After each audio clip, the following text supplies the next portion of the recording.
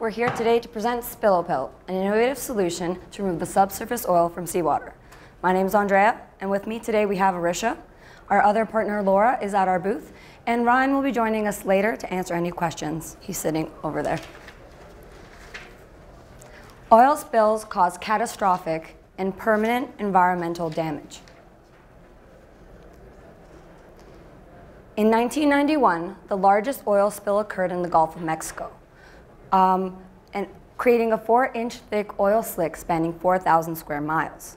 In 2010, the second largest oil spill in history occurred, where over 200 million gallons of oil was pumped into the Gulf of Mexico. Oil spills cause long-lasting and detrimental effects to our food stock, our industries, and our environment. These spills, along with every other major oil spill, are still in the process of being cleaned. Note that this is years, or in the first case, decades, since the damaging incident.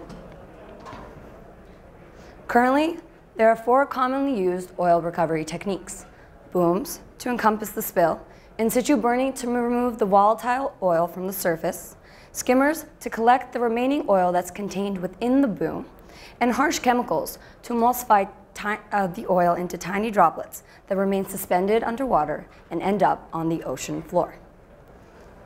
So all the techniques previously mentioned pose their own limitations.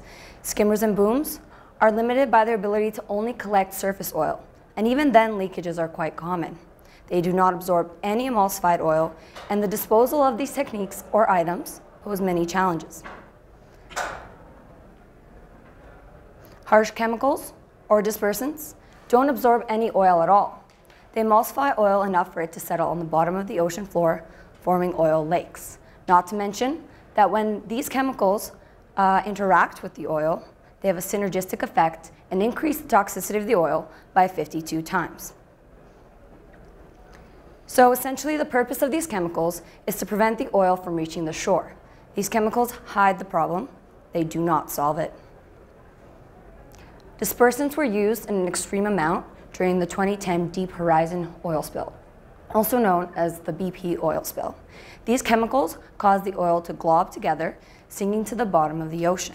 It is estimated that the BP oil spill left an oil lake at the bottom of the Gulf of Mexico spanning approximately 3,200 square kilometers.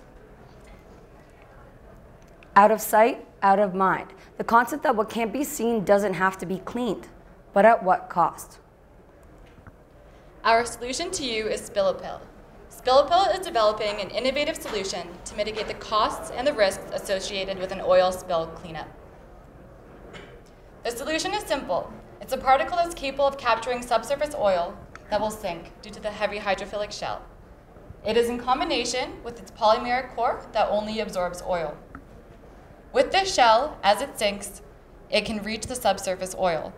As it dissolves, it will slowly begin to ascend towards the surface of the ocean, collecting the subsurface oil along the way. In order for this product to be effective, the polymeric core, which is oleophilic, must have a high absorption capacity for oil, not water. Therefore, it must also be able to float after being dispersed into the ocean. To ensure the particle temporarily sinks, the hydrophilic shell must be able to have a high density greater than water, it must be able to dissolve in water, and it must not cause any environmental impact. So, our overall design is a macroporous particle with oleophilic properties that, within combination with this hydrophilic shell, can be temporarily sustained within an aqueous medium. Our core component is porous, highly absorbent, and has a low density. It favors oil over water, and it is extremely inexpensive to produce. Our salt component dissolves in water, has the high density needed, has a low environmental impact, and it is inexpensive. Overall, our innovation lies in the mechanism we intend to deploy. There are currently no products available in the market that use this mechanism. Sorbents are the industry's leading material in terms of oil recovery procedures and share many common properties with our polymeric core. There are two types of sorbents. There are natural sorbents and synthetic sorbents. Natural sorbents can be organic or inorganic. Organic sorbents are made out of natural materials such as straw and hay and can be deployed at sea, whereas inorganic sorbents cannot be deployed in an aqueous environment and therefore are dispersed on the shore. Where these materials fall short is that they absorb oil and water, thus making them difficult to collect. Synthetic sorbents are usually made out of rubber-like polymers. These materials are quite difficult to apply on site.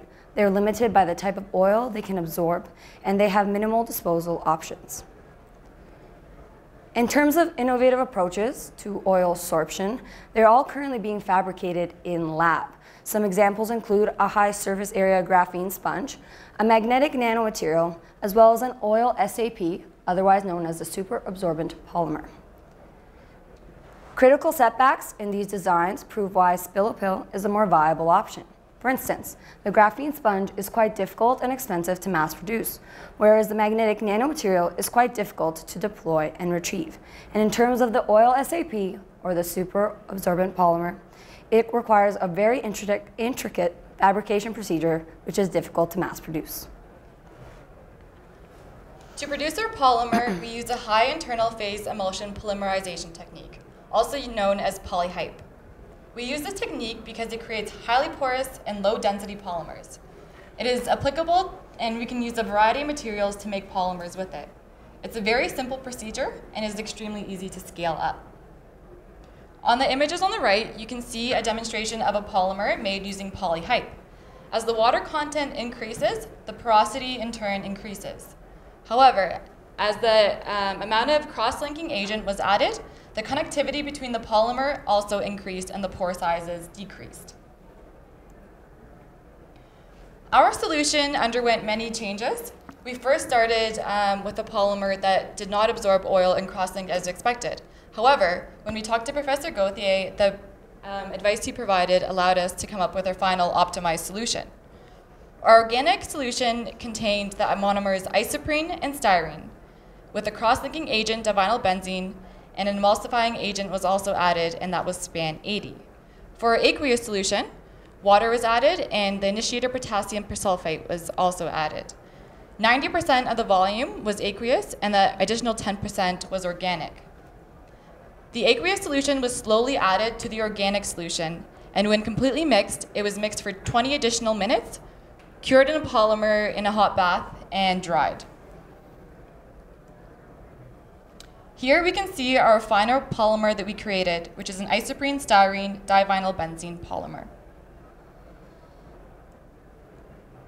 In order to ensure that our polymer functioned the way we wanted it to and met our functional requirements, there are many tests that we conducted. The first was we tested the surface interactions of our polymer with oil on the left and our polymer with water on the right. As we can see, there are much higher and favorable interactions with the oil, which indicates a higher absorbency of oil. We also wanted to ensure that a high porosity content was maintained. So from these SEM images, we can see the minuscule pores ranging on the scale of 5 to 20 microns. On the picture on the right, we can see our polymer from a normal eyes view, and there are still some pores visible. All right, so to determine the maximum absorbency of our hydrophobic core, our polymer was tested in various oil environments. To ensure accurate results, a standardized procedure was introduced. First, all polymer pieces were weighed and recorded. Then all the samples were placed in an oil environment. Then these samples were removed, dabbed, and reweighed at specific time intervals to measure the progression of oil sorption. In order to measure the core absorbency of oil sorption, the formula was used as shown on this slide. So, after testing, it was determined that within 2 minutes' time, our polymer matrix was able to absorb 10 times its weight in oil in a pure oil environment and 5 times its weight in oil in an emulsified oil environment. As well, if we pay more attention to the graph, you can see that the polymer was able to reach a saturation point in both oil environments within a 2-minute period. Now, depending on the functionality our polymer tends to serve, we can increase the mechanical integrity by increasing the amount of cross-linking agent used during our fabrication procedure. What this graph is trying to show is that by increasing the percentage of divinyl benzene, so our cross-linking agent, we are significantly increasing the mechanical properties, as shown in the images to the right of the graph, without compromising its oil absorption capabilities. Both polymers were able to receive 10 times oil absorbency within another 2 minutes' time. Here are images of another test we conducted. Here our polymer was placed in a pool of oil. What these images are trying to show is that our polymer is able to draw up the oil through the material without being fully immersed in an oil environment. As well, our polymer was able to receive a saturation point within 2 hours' time, which can be referenced by looking at image D. Another qualitative oil test we conducted was to show our polymer's ability of surface sorption. So if we look at image A, this is a beaker filled with a layer of transmission oil. Then image B is our polymer in this oil and water environment. Images C through D show the progression of oil sorption of our polymeric core. If you focus on image E, you can see a drastic difference from the first image when our polymer was placed. Focusing once again on image E, you can see that there is no oil left in the beaker and the polymer has transitioned from a white to pink color. And lastly, the last image is trying to show again that the polymer absorbs the oil through the material and not just on the surface. To demonstrate the functionality of our polymeric core, we created a proof of concept. We combined our polymer with our salt component in a light mesh package. Road salt as well as water softener pellets were tested. It was determined that both acted effectively and could be used interchangeably depending on the application.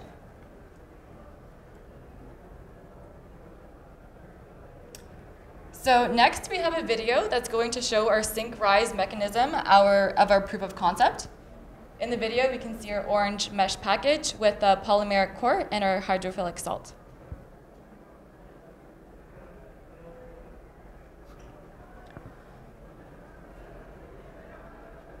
So for the purpose of the video, we did not speed up the sink and rise time. However, we did alter the actual time it spent on the bottom. It took approximately 2 seconds for the product to sink. It spent about 2 minutes on the bottom, and it took 11 minutes to rise back up. Now, we can assume that in an ocean environment, it would have continued to sink instead of being restricted by the bottom of the vase. Overall, from our proof of concept, we have demonstrated that our proof of concept is, in fact, inexpensive, highly absorbent, easy to deploy and retrieve, and it can also be burned readily as a fuel source since it only absorbs oil. So in terms of success, we'd like to highlight the high absorbency capability of our polymeric core. Once again, our polymer was able to reach 10 times its weight in oil in terms of absorbency in a pure oil environment and 5 times its weight in oil in an emulsified oil environment. Another key component we'd like to highlight is that our product was able to reach subsurface depths greater than 1.5 meters. And lastly, once our polymer has been saturated, another key feature is that it's still floating on the surface where it can be easily retrieved. And in order to tune our final product, there are certain challenges and trade-offs we have to take into consideration.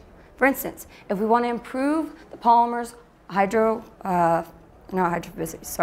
oleophility and improve its core absorbency, we're going to need to take a few factors into consideration. One, material costs, in case we want to add more material or more expensive material. Another thing we have to take into consideration is the deployment and retrieval techniques we expect to use. This can vary the cost significantly. The use of our polymeric core can be implemented into a variety of different applications for future works. So our first concept expands on the concept that we've covered of being used for an oil spill. As we can see, it's being encapsulated with a net. So we can use existing netting technology, and this will ensure 100% product containment and is a simplistic way to integrate its deployment and retrieval techniques. Another potential solution for our polymeric core would be to introduce it into the automotive industry. We can create a mold out of our polymer and make it into a catch basin to be used during oil changes for a car. This provides a cleaner and a more efficient solution. For more updates and information, please do not hesitate to visit our website, spillopill.com. Thank you very much for listening, and are there any questions?